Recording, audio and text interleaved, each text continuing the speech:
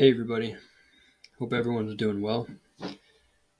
I wasn't going to do a review today, but I had an appointment today and I just have other things I need to do, but I just thought the chart was really interesting and I want to talk really quickly about it. So it's not going to be a full review or anything, and maybe I'll go back and do a little bit of bar by bar just to explain some points, but I just want to talk about the more major things that happened today. So on the open, big sell-off into the close of yesterday. We rallied, but probably minor, and then very tight trading range on the open. Down on one, up on one, and up on two. Tried again, pulled back, tried again.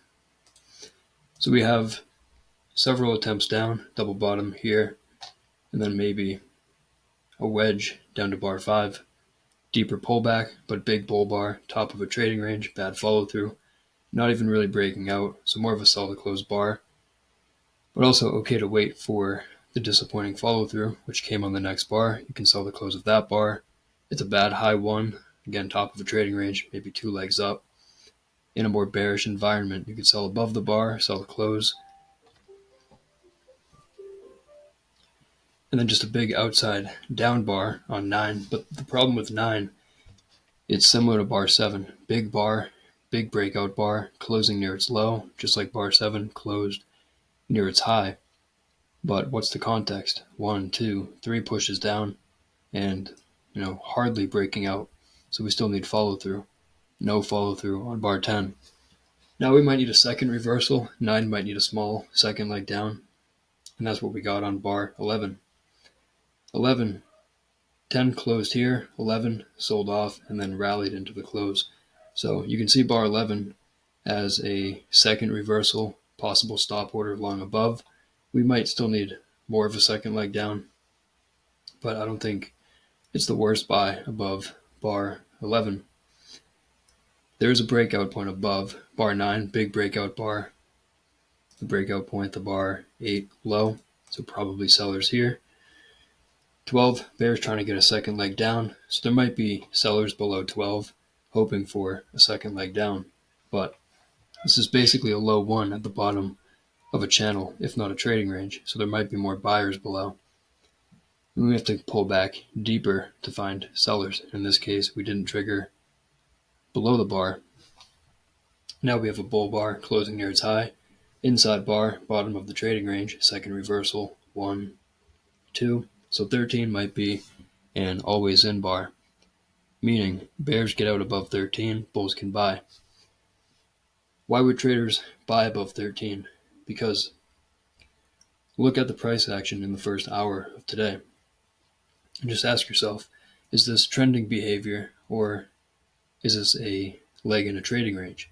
Yes, we're making lower lows and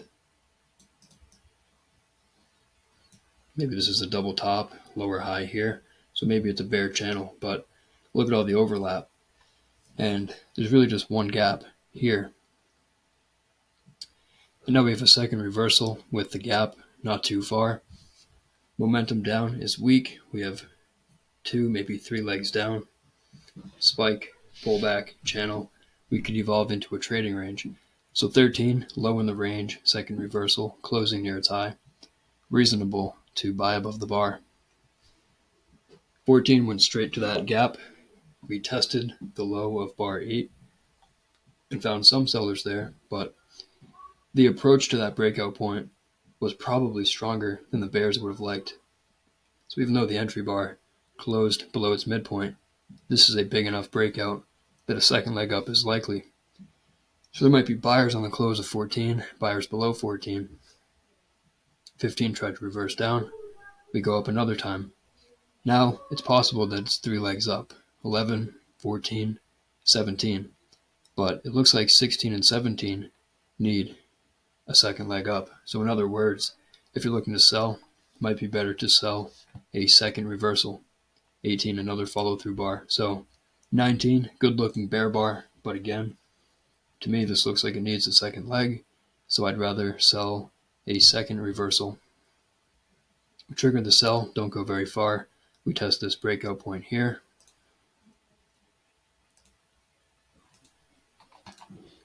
And fall below it, but ultimately found buyers. And now we might have the start of a second leg up.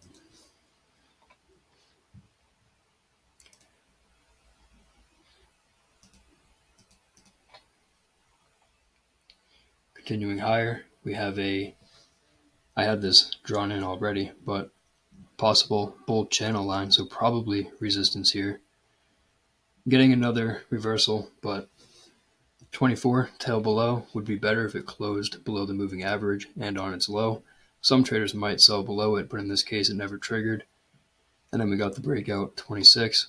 Good bar for the bulls, but they need follow through. And then 27. It's a bull bar, it's a follow through bar, but there are problems with 27 and this bull breakout in general. One problem I have with it is that 27 is smaller than 26. So we're losing momentum. We have a tail on 27. So rather than, look at this example right here. 25 bull bar closing on its high. Traders bought the market.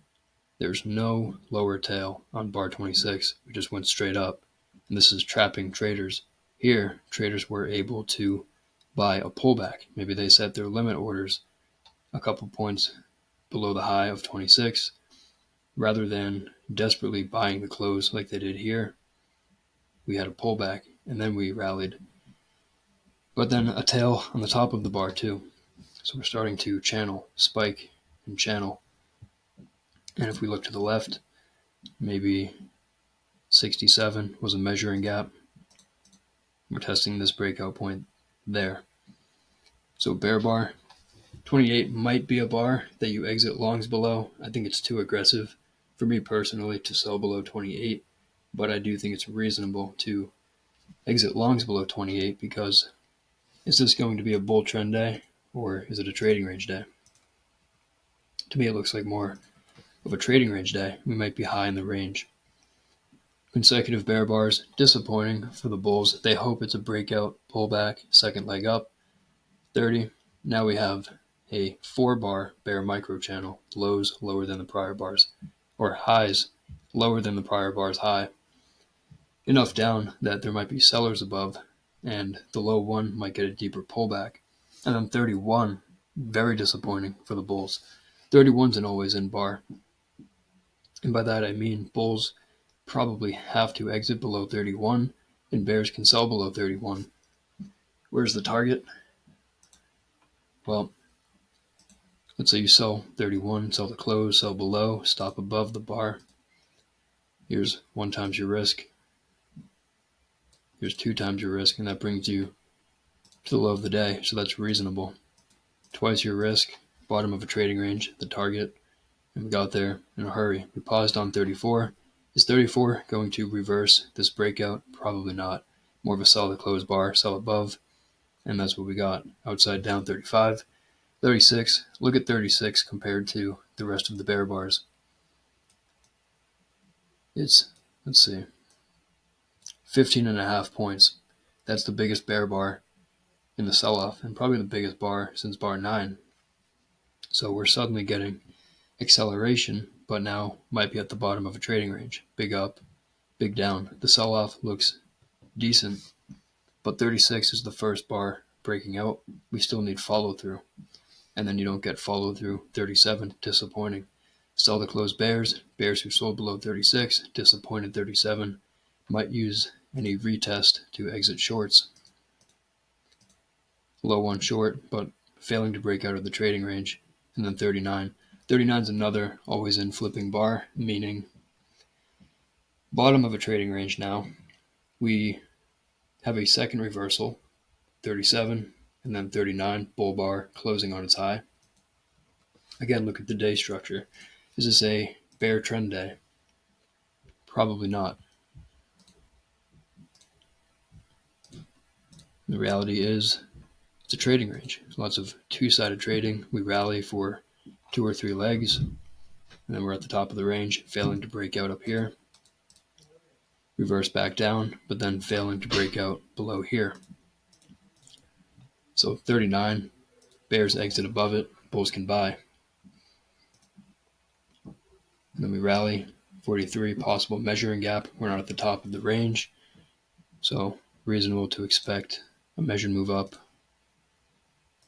based on the height of the bull leg and the breakout point, probably going at least a little bit higher. It makes sense to test here where traders were trapped, probably, we don't know exactly where, but somewhere in this area. The point is that it's a sell zone up here. So rather than sell a big bull trend bar in the middle of the range, bulls will probably hold on to their longs. Bears will wait to sell till we're more in this area between these two lines, probably more of a sell zone up here. Spike and channel. And then 48, kind of similar to 36, suddenly accelerating, but big tail. Now we're at the top of the range in the sell zone, so dangerous to be long here. Okay to exit. I should have mentioned this before. Okay to exit if you're short on the close of 36 because this is climactic in a buy zone, and then okay to exit on the close of 48 because it's climactic in a sell zone. So in the sell zone, lots of bull bars, but similar to this, lots of bear bars. So now we're at the top of a trading range, and suddenly we're losing momentum. High one buy, but again, top of a trading range. High ones in trading ranges are better to sell if they're in the top third. 52 bear bar, closing on its low. Another always in flipping bar. Bulls probably exit below it. Bears can sell, at least for a scalp, but we have that measuring gap, 42 high, so probably support here. We went straight to it and then bounced. So 54, we probably need a second leg down after the sell-off to 53, but 54, it's enough that some traders might exit above it if they're short, but as far as buying, it's a little bit aggressive, but it makes sense. Big bull breakout, deep pullback to a breakout point, and then 54 bull bar closing on its high, and then there's the bears second leg down. Minimum second leg, more sideways than down, but it is a second leg. If you sold the close of 53, disappointed 54, you were given an opportunity to exit, and traders bought. Another big bull bar, but at the top of the range, and not quite breaking out yet. So we still need to break out. We never did. So whenever they need one more bar, and the bulls really need at least two more bars. They need a breakout bar and follow through. So here, top of the range, it's a buy vacuum test of resistance, and they don't get it. Big up, big down, probably buyers below, but we may have to test lower. But confusion, probably going sideways, and then another leg up, but top of the trading range. And lots of overlap. So breaking out to a new high, but not closing at a new high. And now it's two legs up here, maybe two legs up here, one, pull back, two, so it might be more sellers. And then 60, kind of like bar 27. It is a follow-through bar, but big tails below and above. 58, 59, and 60 is a spike and channel. So this might be more of a profit-taking area. If you're a bull, it might be an area to sell if you're an aggressive bear. Betting that we fail to break out, we'll test somewhere back down in the range. 61 bull bear bar closing on its low. Second reversal. 57, then 61. Top of the range. Makes sense to exit longs below 61. And it's okay to sell below 61, but tight enough up that we may get a deeper pullback and then get another leg back up. Disappointing entry bar if you sold. Why is it such a small bar, still completely above the moving average? Is this a 50% pullback? In this case, it's about where we are. 61 spike, pullback on 62. It's a spike in channel. This might be a buy zone. We're testing the low of this buy climax where traders got trapped here. So we might have the downside here might be limited. And then it's a spike in channel, a couple of legs down. So kind of dangerous to be short here. You're also in the middle of the trading range, which is not ideal.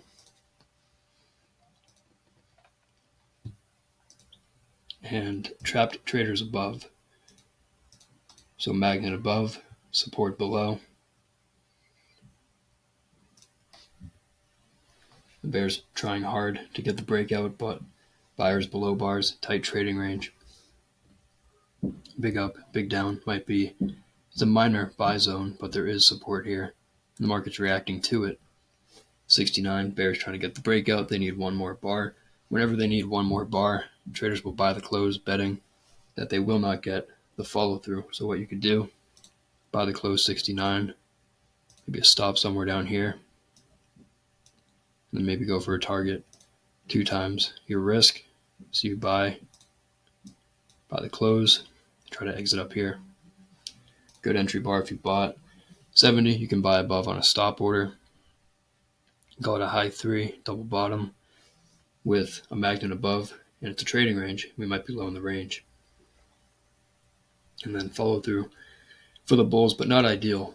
Good bull bar, but then smaller bar, and a small bar with big tails. Spike and channel, but there might be buyers below. Second leg up likely. 73 might just be a sell vacuum test of support. 50% pullback, but deeper and disappointing for the bulls. Deeper than the bulls would have liked to see. But double bottom, 75 bull bar, closing near its high. But very tight trading range through here, and possibly an expanding triangle. And ultimately, we rallied weekly. We didn't quite get up here, but there was a bull channel line here. So for me today, I just traded the first couple of hours, and I have a stop order focus and always in focus now. And so for me, I took no trades. I thought about selling below bar 7 or bar 8, but I wanted it to close stronger. And then for 13, I also have I'm focusing on breakouts and second legs, so breakout pullbacks. It's basically what I'm looking to trade. So as far as buying 13, for me right now, too aggressive. I need more reasons other than wedge bottom and second reversal. So I see the trades, possible sell here, possible buy here, but for me, it just didn't do anything today.